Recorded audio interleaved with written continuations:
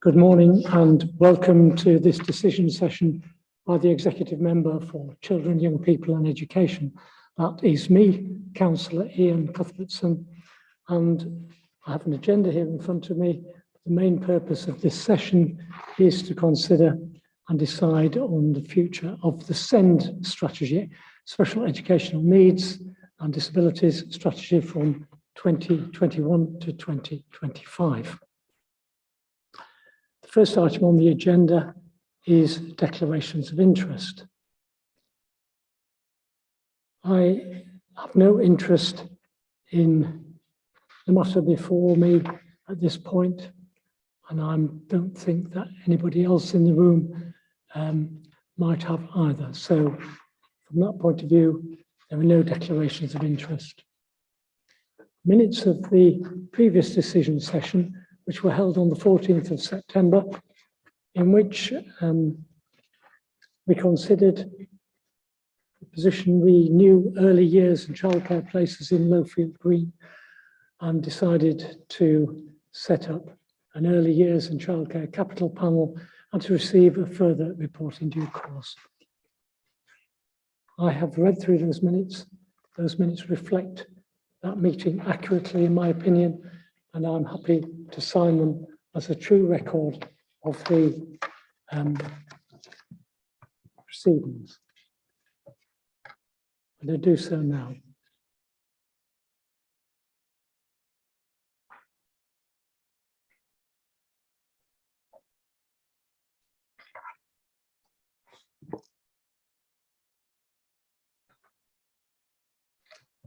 I'll return it.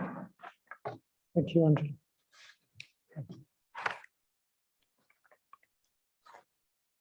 At this point, there's an opportunity for any member of the public who've registered to speak, and I think nobody's registered, but I'll just confirm that. That is indeed the case. So there won't be any public participation in this session. I'll move straight on to the SEND strategy for 2021 to 2025. I'm going to leave Maxine Squire to introduce this from her specialist position as Assistant Director of Education and Skills. But I have two people with me, Jumaila Hussain, our Director of Prevention and Commissioning, and Maxine herself. Jumaila, I don't know if you wish to say anything at this point in the proceedings or to leave it to Maxine. No, I think we'll let Maxine go through the SEND strategy, but just want to say at this stage that we've consulted widely on the strategy, and it is a working document which we will actually amend and grow and do initial actions as we go through the next few years. Yes, thank you very much. Maxine, over to you then. Thank you, Councillor Cuthbertson. The SEND strategy has grown out of the improvement journey that we've been on since 2019. So it very much is a part of the work that we've been doing to improve our approaches to SEND in York through our written statements of action. But it is also a strategic framework which will take us forward beyond the written statements. It has truly been a partnership piece of work, so it's been developed in joint partnership with members of our Parent Carer Forum, with young people themselves, and also with our colleagues in the CCG. It's been shared widely within the local area, including to our education partners in schools and colleges and early years settings. It states our ambitions for the future as a local area, about how we deliver on our co-produced outcomes framework, which is designed to improve the lived experience of children, young people and families with SEND in the City of York. As Jumaila has said, this is a living strategy. So rather than it just being a document which is written at a period of time, there's a commitment here to keep this strategy under active review, and it will be formally reviewed every year between 2021 and 2025. And that's right, because we need to keep an eye on what we are learning from the delivery of this strategy and the way in which we can improve our joint working to deliver on our ambitious outcomes for children and young people. The previous SEND strategy ran from 2016 to 2020. And obviously in 2020, we had quite a major international pandemic, which took an awful lot of the attention of our partners, particularly our partners in the CCG and in the wider health economy. Despite that, we moved forward to develop the strategic framework, which you have in front of you at the moment. We took the deliberate decision that the strategy would not be written until the work on the outcomes framework had taken place. So there is apparently a gap between the end of the old strategy and the start of the new, because the old one ended in 2020. The new one obviously is September 2021. That is quite deliberate because we felt it was important to have done that piece of joint partnership work to determine our outcomes with children and their families before we wrote the strategy. The principles underpinning the strategy are very much about how we ensure that the voice of the child and the voice of families is central to our delivery plans in the future. And that that voice comes through loud and clear in the decisions that professionals take in the local area about the delivery and redesign of services, and also the decisions we take about commissioning in the future. We have some central principles on which it is based. So one of those is to ensure sufficiency in the local area through joint working across our local area partnership. And that underpins the work of our inclusion review, which is very much focused on sufficiency in the local area. We also want to ensure that we are identifying special educational needs and disabilities early, and we are intervening early at the earliest possible point. And as a result of that, we have a range of high impact interventions which help to improve the outcomes for children and young people. We want all children and young people to experience a smooth transition through each phase and stage of education and on into adulthood. And we are ambitious about employment for young people with SEND. So it's very much also a part of the city's skills ambitions that no one is left behind in our ambitions for the future of the city's economy.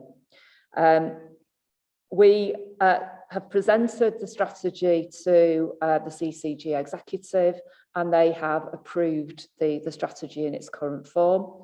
For its local area governance, obviously today we want to present it to the executive member and ask for his approval and support for the 2021-2025 SEND strategy. Thank you, Maxine. I think the points you make about early identification of need is quite fundamental to the success of this strategy, and I'm aware that the joint working that's been done so far has included in the co-production process a way of getting those needs identified, and also through the process of analysis and assessment with the Health and Wellbeing Board. So that seems to fulfill that question to me. I'd like to ask you about the inspection on which the written statement of action was based, and where, if you like, we have addressed the areas of weaknesses and whether there's anything still to be dealt with. Thank you, Councillor Cuthbertson. There were 4 areas of weakness identified in that inspection process. One was leadership and governance of SEND in the local area. We feel we've addressed that through improving that governance oversight by the SEND Improvement Board, which is now jointly owned by the CCG and the City of York Council. We've had independent scrutiny of it, both through our independent scrutineer who supports our Children's Safeguarding Partnership and attends each meeting, And also both CYC and the CCG commissioned independent audits reports of the governance arrangements. Both of those independent audits confirmed that there was high assurance around the work of the board and the governance and oversight of the written statement of action. So we feel we've made considerable progress in that area, and that is now an area of strength. The second area was the development of joint commissioning. There is a requirement within the 2014 Children and Families Act that joint commissioning is mandatory in SEND. And in common with many local areas, this is an area that has proved difficult to achieve in practice. There is now a SEND joint commissioning strategy, which again has been developed through joint partnership with the Parent Carer Forum, with the CCG and with the City of York Council. That joint commissioning strategy has been approved and signed off both by the CCG executive, by the Parent Carer Forum and by City of York Council's corporate management team. And it has a reporting line into the Health and Wellbeing Board. We have made a commitment that all joint commissioning decisions in the future will use the principles outlined in that strategy, and also that they will follow the delivery of the outcomes within the SEND outcomes framework. So again, we have a much stronger and more robust approach to the future of joint commissioning. The third area was to improve co-production, and in particular to develop the local area's understanding of what co-production actually is. And it's not consultation with parents and carers, it is actually from the earliest stages, ensuring that their voice is informing the way that strategy is developed and the way that services are delivered. And in fact, that point was made in the 2019 inspection report. It was, yes. So pre to 2019, we did an awful lot of consultation. And that wasn't true co-production. Now the local area has developed its understanding of co-production.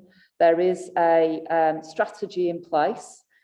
It is truly informed by the voice of parents and carers, because they actually don't want the word co-production used in York. They developed their own term for it, which they call joint partnership.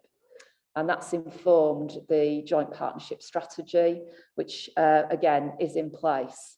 So again, we feel we can demonstrate that we've made progress in that area. The final area was around the quality of education, health and care plans, particularly the contribution from health. Again, working in joint partnership, our health colleagues now have developed new standard operating procedures around statutory contributions to education, health and care plans. There's been a full programme of professional development and training, which has taken place throughout 2020-21, which has been led in joint partnership between the council's head of SEN services and a senior commissioner in the CCG. And that round of training has gone across all partners in health and has also been delivered to social care within the council. So again, we feel that those who have a responsibility for submitting statutory advice now have a better understanding of what's required of them. Our process of audit is also evidencing improvements in the quality of contributions to new EHCP plans. So those that have been written since 2019 are of a higher quality than those that were produced pre-2019. And that's what audits actually shown us. We are in the process, obviously, of ensuring that annual review picks up and strengthens those old and existing plans. Good. And we've also refreshed the EHCP paperwork so that we will move to a new format for the production of EHCPs from the 1st of November 2021. So again, we feel we can demonstrate that we are making progress in all areas. We've not completed our journey, and nor should we, No. because we should remain ambitious at all times that we are committed to continuous improvement. And that's really what this SEND strategy is about, that it will drive that process of holding the local area to account, to keeping the momentum of improvement moving forward. And that's very important to ensure that that lived experience of children and families continues to improve. Good, thank you. Speaking of ownership and co-production, I know that the Parent Carer Forum attend the SEND Improvement Board. Would you care to comment about their ownership of, if you like, discussion, debate and decisions within that board? I think that the Parent Carer Forum themselves would be the first to admit that they're also in the very early stages of their development. They only came into being in September 2020 in their current form. Yeah. And so they are also developing their ways of working and their processes. They have the ambition to develop as a full and vibrant partner within this process. And the local area partnership is very committed to helping them in that journey, particularly in developing their voice across all parent groups in the city. And we're very fortunate that York Inspirational Kids is well represented within the Parent Carer Forum, but we also need to ensure that parents feel that all parents from the different interest groups within SEND in York feel that the Parent Carer Forum has a strong voice within our partnership. Yeah, okay, fine, thank you. Jamila. I just wanted to add to that because as we work forward and more of a collaborative approach with the Parent Carer Forum, they are getting much more involved in the quality assurance process. I think what I really want to get to a point is where the child and the families and schools all understand and own the plan, and through quality assurance and audit through the Parent Carer Forum, we'll be able to do that. And I think we've had firm commitment from them that that's what they will support us to do. And that's part of the SEND strategy on our improvement journey. Thank you. I'm also aware from my own attendance at the SEND Improvement Board that Ofsted and DFE are happy with the written statement of action and with our ongoing plans for implementing this strategy. I think there's one area that I'd like to just mention briefly, and that is phase transition. In other words, movement between different types of school and educational establishment as the young person grows in age and in development. I'm particularly keen to ensure that young people are not set with an EHCP, an Education, Health and Care plan that continues with a heavy bias towards education. And then when they reach the age of 25, it suddenly stops. And I believe that's going to be catered for in the emergent skills strategy for the city. Yes, one of the ambitions that we have obviously is to improve the preparation for adulthood, and in particular that we are more ambitious for children, for young people 19 to 25 with SEND. We are growing apprenticeships in that area and also supported internships.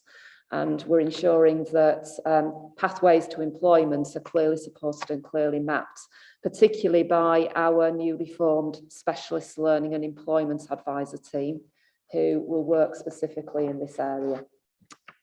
Thank you. And one last question from me about school places. There's a large number of parents seeking special school places, which at the moment we're going to struggle to survive, especially if those numbers increase. I know that you have some plans to deal with that situation. I wonder if you'd just care to describe them. Yes, obviously the inclusion review has been largely focused on sufficiency in the local area. So looking at the sufficiency of education provision according to different primary need. We know at the moment that there are some families who find it the process of primary to secondary phase transfer very difficult, because our secondary schools feel like very big places. And if your primary need is autism, communication, and interaction, then that feels like an environment that would be very difficult to be successful in. We obviously, through our inclusion review, we have plans in place which will look at what we can do to improve that experience of secondary phase transfer for children and young people with special educational needs who have spent all their time in a mainstream primary school, but yet at phase transfer worry about their ability to be supported in a mainstream secondary school. So we're beginning a discussion with secondary head teachers around how we can work together to better meet those needs within the secondary environment that we have. And in particular, starting to think about what those interventions and support can look like, which would help to build parental confidence rather than asking for special school. Yeah, I think it's very important, as we've talked about co-production, that we involve parents in that process and gain their support too.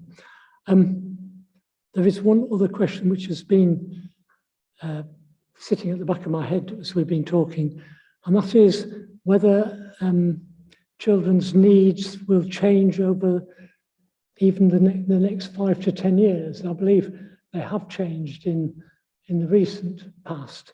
But I wonder if we've got any early indications of the possible change in needs in young people with EHCPs, with SEND.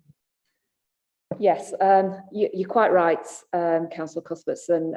We've been tracking the changes in primary need over time, and what we've seen in common with the national picture is that there's a prevalence in terms of children and young people with autism within the EHCP cohort now, and also those with social, emotional, mental health need.